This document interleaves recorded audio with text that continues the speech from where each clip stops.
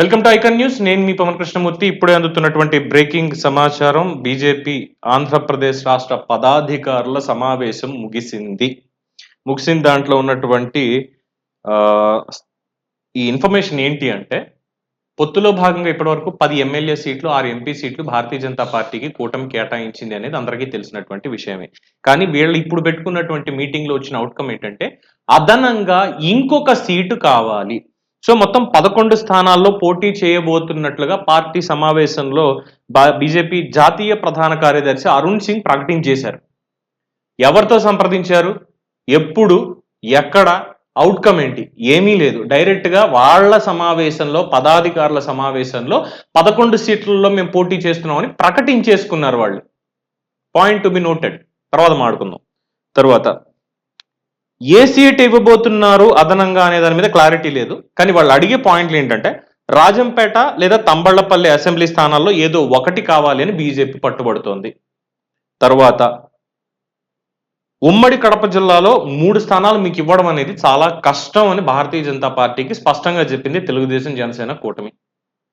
అక్కడికి అదైంది. ఇక నాకు నిజంగా నవ్వు, కోపం, విరక్తి, విచారం అన్ని ఒకే దెబ్బకు వస్తున్నాయండి ఈ పర్టికులర్ పాయింట్ చూస్తుంటే.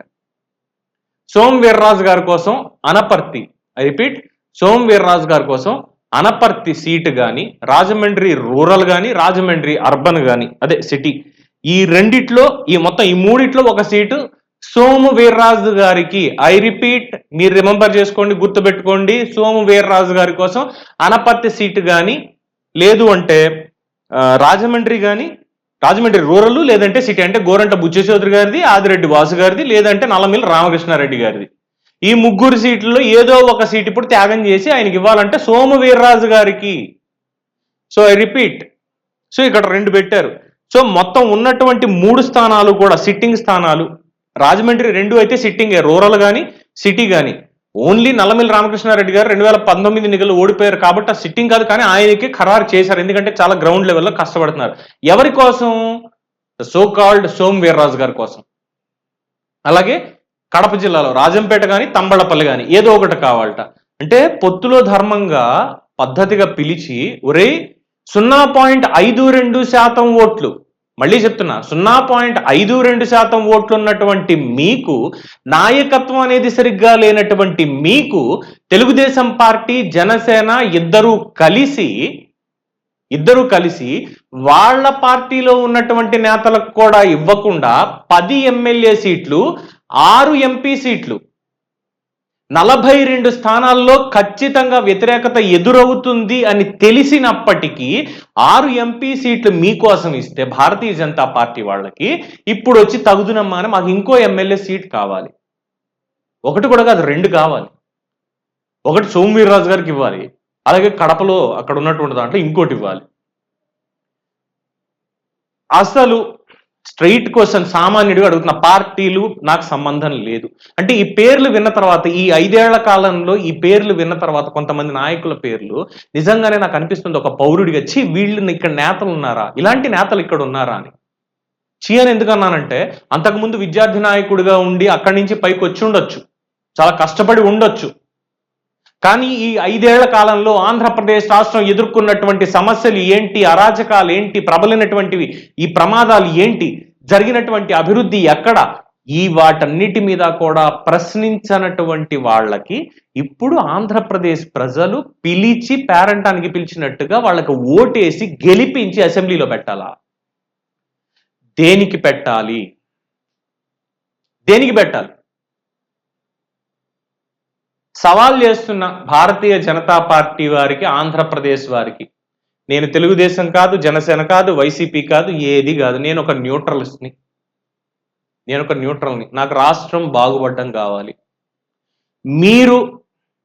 మీరు ఈ రోజు దాకా ఆంధ్రప్రదేశ్లో చేసినటువంటి పోరాటాలు ఏంటి? కేంద్రంలో భారతీయ జనతా పార్టీ అత్యధిక సీట్లతో అధికారంలో ఉంది. ఈ 5 ఏళ్లలో ఆంధ్రప్రదేశ్ రాష్ట్రానికి జరిగినటువంటి అభివృద్ధి ఏంటి? రాష్ట్రంలో అమరావతి రైతుల దగ్గర నుంచి విశాఖపట్నం స్టీల్ ప్లాంట్ కార్మికులు కావచ్చు, అన్నమయ్య డ్యాం బాధితులు కావచ్చు, తర్వాత ఇంకా చాలా ప్రాజెక్టులకు సంబంధించి ఉన్నారు కదా, వీళ్ళు కావచ్చు, గోదావరి వరద ముంపు బాధితులు కావచ్చు, నిర్వాసితులు, ఎవరికి మీరు ఏం చేశారు అంటే ఏం పీకారు అనడం నా ఉద్దేశం, కానీ అనలేకపోతున్నాను, నిజంగా అనలేకపోతున్నాను. ఈ తెలుగుదేశం వాళ్ళకి, జనసేన వాళ్ళకి దిక్కుమాలింది, వాళ్ళకి బుద్ధి జ్ఞానం ఏం లేవేమో. నెత్తెక్కి తొక్కుతానరా అంటే తొక్కించుకోవడానికి సిద్ధంగా ఉన్నారు. అని తొక్కించుకోవడానికి సిద్ధమయ్యి ఏదో ఒకటి పడేశారు అనుకుందాం. మళ్ళీ ఇంకా వచ్చి అడుగుతారంటే ఏదో మీనమేషాలు లెక్క పెడుతూ అది కుదరదు, చేయడంలో ఇదవ్వదు అదవ్వదండి, ఏదో బుజ్జగించినట్టుగా. ఏమిటిది నాకు అర్థం కాంది. చాలా మంది అనుకోవచ్చు తెలుగుదేశం వాళ్ళు, మిగతా వాళ్ళు కూడా, ఏంటి పవన్ పొత్తుకి బొక్కబడేలాగా నీ ఇష్టం వచ్చినట్టు మాట్లాడుతున్నావు, న్యూట్రలిస్ట్ పేరుతో అది మీడియాలో మాట్లాడుతున్నావు అంటే, ఎస్ నేను డెఫినెట్గా మాట్లాడతానండి, నేను డెఫినెట్గా మాట్లాడతా. పొత్తుకి బొక్కబడేలాగా వాళ్ళే చేస్తున్నారు. అసలు ఈ పొత్తు లేకపోతే దరిద్రం వదిలిపోతుంది అనేది నా అభిప్రాయం. ఎందుకు అనంటే కేంద్రంలో ఉండేటువంటి వాళ్ళు ఎవరైనా సరే మనం కడుతున్నటువంటి పన్నులు, లేదంటే స్టేట్మెంట్ ఇమ్మనండి, ఆంధ్రప్రదేశ్ అనేటువంటి రాష్ట్రం ఇండియన్ యూనియన్ లో, భారతదేశంలో భాగం కాదు. మీరు ఆంధ్రప్రదేశ్ వాళ్ళు భారతదేశంలో భాగం కాదు అని ఒక్క మాట వాళ్ళని చెప్పమనండి, అప్పుడు తెలుద్దాం. జిఎస్టీ కట్టాల్సిన అవసరం లేదు, ట్యాక్స్లు ఏమి కట్టక్కర్లా, వాళ్ళు ఇస్తారా చస్తారా అనవసరం, మన నీళ్లు మనవి, మనం ఎలాగైనా వాడుకుంటాం, వాడడానికి లేదు అది ఇది అంటారు. వాళ్ళు అనడానికి వాళ్ళకి దిక్కే ఉంది.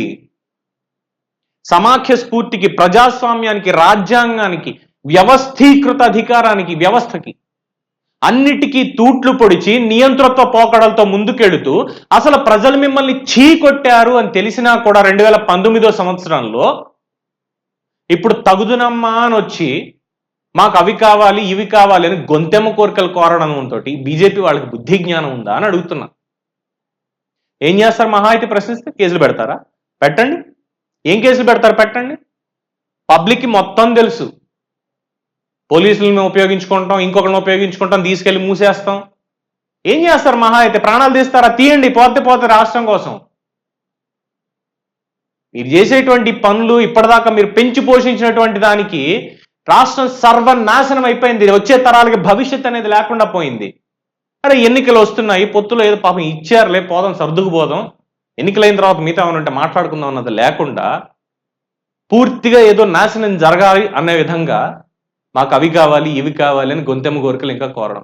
నల్లమిల్లి రామకృష్ణారెడ్డి గారు, ఎస్ నేను గ్రౌండ్ లెవెల్లో నాకు తెలుసు, నేను చూసా ఆయన కష్టపడినటువంటి తీరు. బుచ్చే చౌదరి గారు అసెంబ్లీలో కావచ్చు, బయట కావచ్చు, ఏ విధంగా ఆయన పోరాడాడో నేను చూసా. ఆదిరెడ్డి భవానీ, ఆవిడ ప్లేస్లో ఇప్పుడు ఆదిరెడ్డి వాసు వచ్చారంతే. గ్రౌండ్ లెవెల్లో ఆయన కష్టపడితే అసెంబ్లీలో ఈవిడ కష్టపడింది. వాళ్ళని ఎలా ఇబ్బంది పెట్టారో చూసాం. వాళ్ళు నిజంగా ప్రజలు కోరుకున్నటువంటి వాళ్ళకి సీట్లు ఇచ్చి వాళ్ళు ఇప్పుడు గెలుస్తారని పెట్టుకుంటే, అందులో 2 సిట్టింగ్ సీట్లు ఎమ్మెల్యేలు అయితే నాకు అందులో ఏదో ఒకటి కావాల్సిందే. మరి ఏం పీకారు సార్ మీరు? మీకోసం సీట్ అడుగుతున్నారు కదా, ఇప్పుడు ఏం పీకారు? అక్కడ వచ్చి మీరు రాజమండ్రిలోనో, అనపర్తిలోనో, ఆంధ్రాలో ఏం పీకారని అసలు? ఒక రాష్ట్ర పార్టీ అధ్యక్షుడిగా ఉండి ఇడ్లీలు తిన్నారు ఒక ఇంటర్వ్యూలో కూర్చొని.